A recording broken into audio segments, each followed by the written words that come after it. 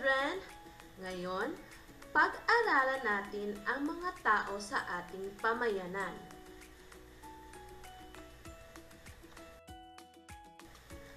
Ang mga tao sa pamayanan ay may iba't ibang gawain o hanap buhay. Mahalaga ang gawain ng mga tao dahil tumutugon ito sa mga kailangan ng pamayanan. Kaya, mahalaga sila sa atin at sa inyo. Kaya dapat natin silang igalang. Ngayon, kilalanin natin ang mga tao sa ating pamayanan. Una, guro. Ang guro ang nagtuturo sa atin upang matutong bumasa, sumulat at magbilang. Ang guro ay nagtatrabaho sa paaralan. Okay? Doktor. Ang doktor, nagtatrabaho siya sa ospital. Siya ang gumagamot sa mga may sakit at nangangalaga sa mga ito.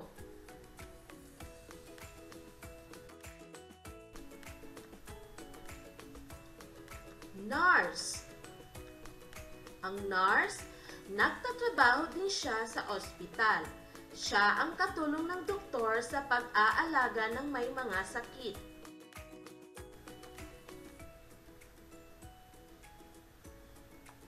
Pulis.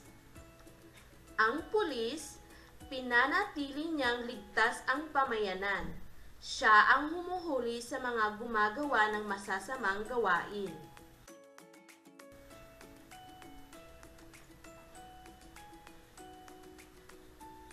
Bumbero naman ang tawag sa kanya. Siya ang pumapatay ng apoy kapag may sunog. Katulad ng pulis trapiko. Tinutulungan ng traffic police officer ang mga tao na maging ligtas sa kalsada. Magsasaka, or in English, farmer. Sila ang nagtatanim ng pagkain para sa atin tulad ng palay, gulay at prutas.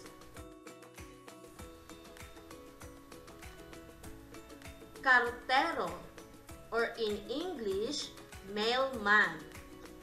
Siya ang naghahatid ng mahalagang liham at card sa mga tao. Panadero, or in English, baker. Ang panadero, sila ay gumagawa ng masasarap na tinapay, cake, pizza at iba pa.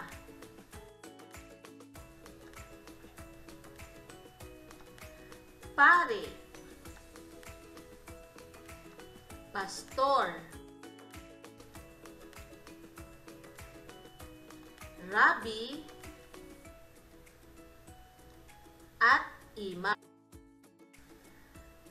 Ang pare, pastor, rabbi at imam ay mga alagad ng Diyos.